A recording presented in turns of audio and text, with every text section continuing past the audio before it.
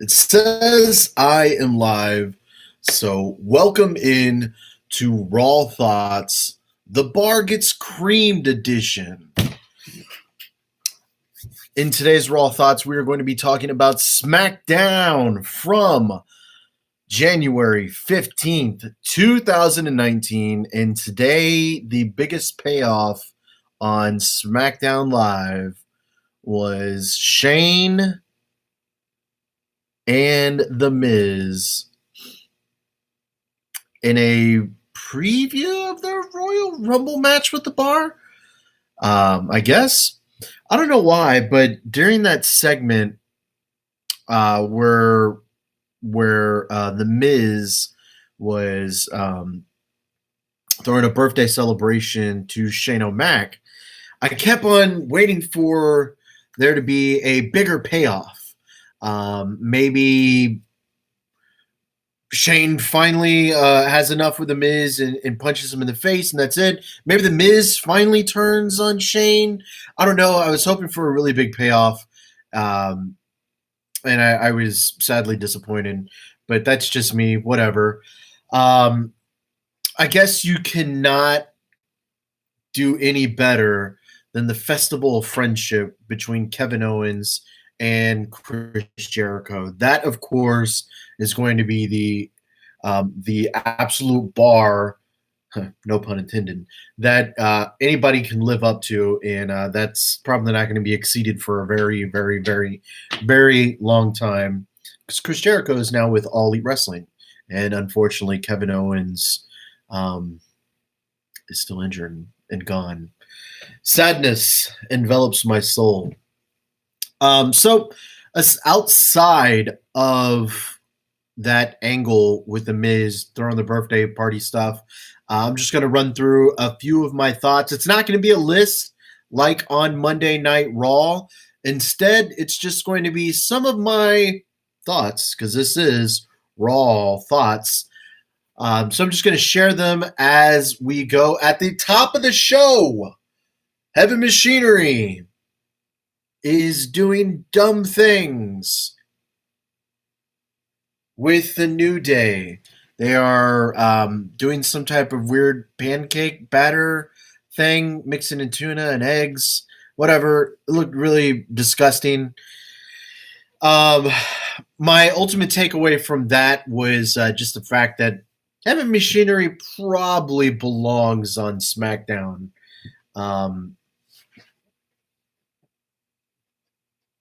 They're certainly goofy enough to be on the New Day's level, but for some reason, I don't see Heavy Machinery lasting very, very long in the WWE, and it's kind of disappointing because I like Heavy Machinery in NXT, but they just got progressively more and more goofier.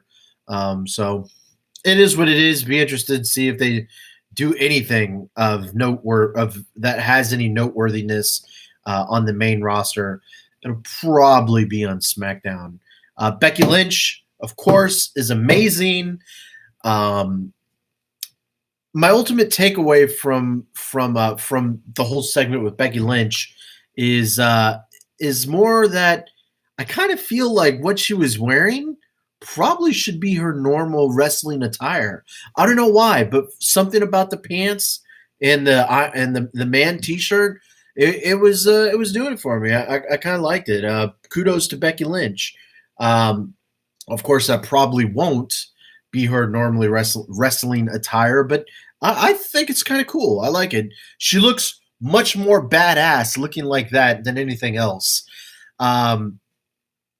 Asuka finally kind of got in the fray, and they had this whole kind of one-upsmanship between them two and the Iconics, and they both did submissions. Asuka's was a little bit quicker than the longer match with Becky Lynch, but it was kind of nice. I'm kind of getting back into Asuka after that tragic fall that Asuka had after WrestleMania. I'm now starting to slowly build back up. I was never the hugest Asuka fan, but I can see where there's a place for her, and it's starting to. I kind of feel like they're building her back up to be a legitimate badass again, someone on equal footing, maybe almost equal footing as Becky Lynch. So it'll be interesting to see how they continue doing that as the Royal Rumble nears. The other thing was the weird hot dog segment with Daniel Bryan and AJ Styles. Just for shits and giggles, I am with Daniel Bryan on the hot dog side of this never-ending war between the two. It does seem like it's never ending. But I'm totally with Daniel Bryan. No one in their right mind should be sticking hot dogs inside of their body. That is disgusting. It's horrible. It's unnatural. It's a tube of meat. Who eats a tube of meat? That is tragically horrible. Stop eating hot dogs instantly and join Team Bryan. I did think it was kind of funny that AJ Styles was like, "Hey, y'all guys want these hot dogs? You want this soda? You know what? Y'all guys can have it." And then 3 seconds later, he slams Daniel Bryan through the table. What about those fans? What about all those free hot dogs? He actually probably did a service in helping people stay away from hot dogs. So kudos to AJ Styles. Destroying hot dogs one at a time. Keeping people away from hot dogs one at a time. The other sadness that happened on today's episode of Smackdown Live was the continued joke that is EC3. When he debuted on NXT, I thought EC3 was going to be the next coming of Bobby Roode. And he was. He was really good. He wasn't on that same level as Bobby Roode, but he was pretty close. So when he got to the main roster, I felt like maybe this is finally a way for the WWE to kind of absolve themselves for turning Bobby Roode into a joke. But instead, they've turned EC3 into a joke as well. On Monday Night Raw, he was with the entire Jobbers. And then on SmackDown Live, his only shot on SmackDown Live was doing poses in a mirror while Samoa Joe walked by. If Samoa Joe had 1 ounce of more hatred, because of course he ended up doing some horrible stuff to Mustafa Ali later, but if I would have been so much happier had Samoa Joe turned around and just destroyed and whomped the hell out of EC3, because now I hate EC3. EC3 is awful. So that's awful. Thank you, WWE. You destroyed another great character in EC3 and Bobby Roode and the countless other characters that you have murdered from NXT. And yes, I'm using that right, because you have murdered their personality. They're no longer fun to root for. Thank you. I hate you. The other thing about the Samoa Joe segment was he was pretty vicious to Mustafa Ali. I really don't care about Mustafa Ali very much, but I will give him props. I will give him props for taking some really hellacious bumps. He took 2 bumps off of the turnstile, not the turnstiles, I guess the posts. I'm sure I'm getting that terminology wrong, but he took two bumps off of them and spun. It was crazy. I don't think I've ever seen that before. Someone hitting the post and then flinging themselves around. It was great. So kudos to Mustafa Ali. You made Samoa Joe look like a badass even more. That was great. 2 thumbs up on that segment.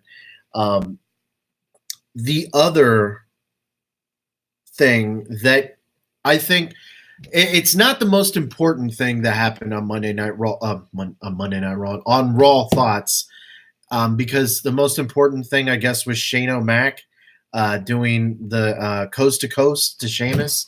I guess. But the funnest thing that happened on SmackDown Live was just the match between Cien Almas, who goes by Cien now, and Rey Mysterio. That was great. That was amazing. I don't know half the things that they did in that match, but it was a joy to watch. I wish they would have wrestled for a little bit longer. There weren't very many wrestling matches on this episode of SmackDown Live. So this long match between the two, I wish would have taken the whole damn show. I could watch Cien Almas and Rey Mysterio for 2 hours. So maybe SmackDown needs to book that, maybe a double Iron Man match or something like that. That would be fantastic. That would be great. The only bad thing, the only bad thing about the Cien Almas and Rey Mysterio match was that it was for absolutely nothing. For nothing. They did that for nothing, for shits and giggles. They did that because they're both going to be in the Royal Rumble, I guess. Why couldn't this had some stakes to it? Why couldn't have this been for a spot in the Royal Rumble? Why couldn't it have been for anything? Why couldn't it have been for a hair versus mask match? Why couldn't it have been for anything? These guys just wrestle. I wish there was some stakes. That's all I'm asking for, WWE. It's just a few more stakes in some of these great matches. Because a lot of times you get these great matches and they mean absolutely nothing. I enjoyed some of Finn Balor's work on Monday Night Raw, and that was because it had stakes. It was nice. There was a little bit more reason for me to be emotionally involved into Finn Balor's matches than me into Cien Almas and Rey Mysterio's matches. So that is my only critique on that. The last thing that I'm going to talk about here on Raw Thoughts is the Mandy and Naomi angle finally has been paid off, I guess. Probably not, because they're still going to continue wrestling. Jay walked into Mandy's hotel room. Some guy came in to take pictures. We got to see Mandy in lingerie. Sure, whatever. I'm not the biggest fan of Mandy. To be perfectly honest, I don't really think she's that attractive. I could see why a lot of people do think she's attractive. Me personally, I'm not into it. And then after that, Jay's like, I don't remember. I really don't remember what Jay said. I guess it really doesn't matter at all. He just goes outside and gets Naomi, and the two fight and brawl for a minute before Mandy gets the upper hand and throws Naomi out or whatever. I don't know. It was really dumb. So hopefully the WWE is almost finished with this angle. That would be nice. But that's pretty much all I got for Raw Thoughts for this edition of SmackDown Live. I hope people enjoyed this. I hope you will continue to watch some of my episodes in the future, because it will not all be about wrestling. There will be a lot about other things that I do, and hopefully you will stay along for the ride. But I will try to put out some WWE content every week. So I enjoy watching WWE. It makes me happy. And I enjoy ranting about things. So YouTube offers me the perfect venue for both. So thank you for watching. My name is Josh Reese. Feel free to like, subscribe, and share if you'd like. I mean, if you don't want to, I'm not going to tell you what to do. But I appreciate it.